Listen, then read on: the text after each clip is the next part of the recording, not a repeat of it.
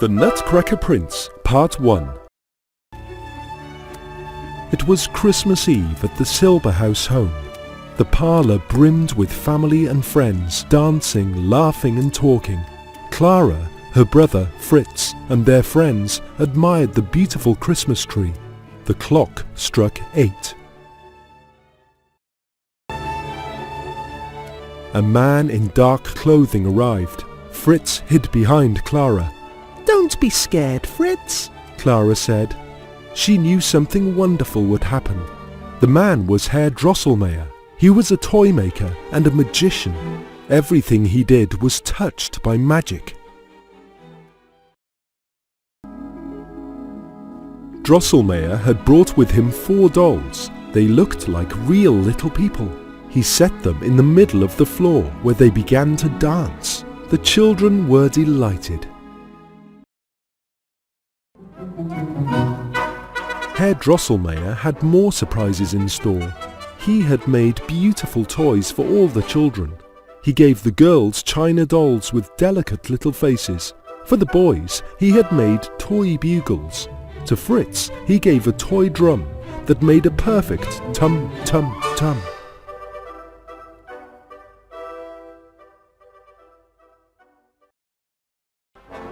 Clara stood by the tree, watching the lights twinkle. The other children laughed as they played with their new toys. She thought perhaps Herr Drosselmeyer had forgotten her gift. "Maybe he thinks I am too old to play with dolls," she sighed. Herr Drosselmeyer found Clara, who was standing all by herself. He had a gift for her too. "Don't worry, Clara," he whispered. "Your gift is the most special of all." He gave her a wooden nutcracker, carved to look like a little man. He wore the majestic clothes of a soldier. His mouth opened and closed to crack delicious hazelnuts. Clara loved the nutcracker. "Oh, thank you, Herr Drosselmeyer," Clara said.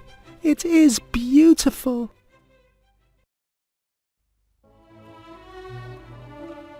Fritz looked up from his drum. He saw Clara's toy and was jealous.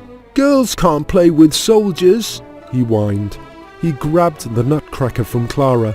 The boys began tossing it about. "Stop!" Clara cried. "Please!" Fritz didn't listen. He threw the nutcracker high into the air. The wooden soldier came down to the floor with a crash and broke. Clara held the broken toy in her hands. Herr Drosselmeyer gently plucked the nutcracker from Clara's hands. He laid a handkerchief over the toy. "Shh," he said calmly. When he pulled it away, the nutcracker was as good as new.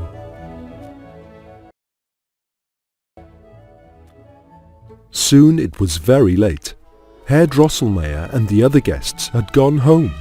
Clara sat next to the Christmas tree with her nutcracker. She gently placed him on a little bed. She kissed the nutcracker and whispered, "Good night." She soon fell asleep.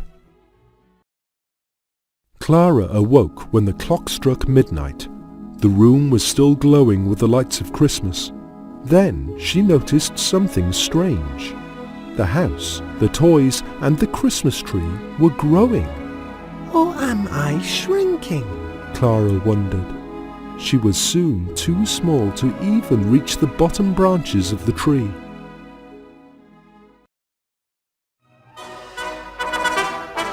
She heard the sound of bugles and a drum. A troop of mice came marching into the room. They followed a leader, the Mouse King. Clara's heart beat fast. Just then a soldier stepped in front of her. It was the Nutcracker. Clara knew he would keep her safe.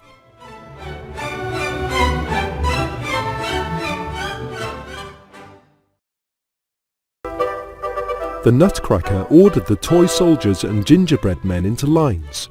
The Mouse King's army lined up as well. Soon a battle broke out.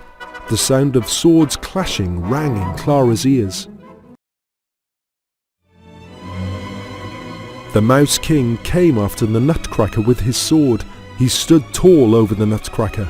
The Mouse King and the Nutcracker's swords clashed against one another. Behind them, the other soldiers continued to fight.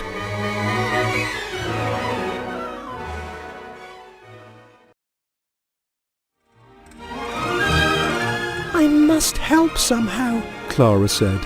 She threw her slipper at the Mouse King. It hit him right in the head. The Mouse King was caught off guard and fell to the ground. The mice rushed to their leader's side and carried away their king.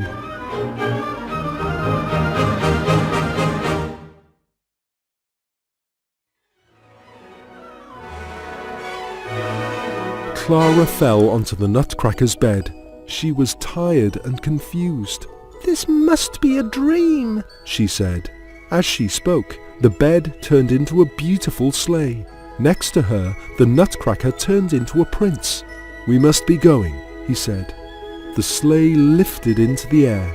Clara knew she was about to have a wonderful adventure.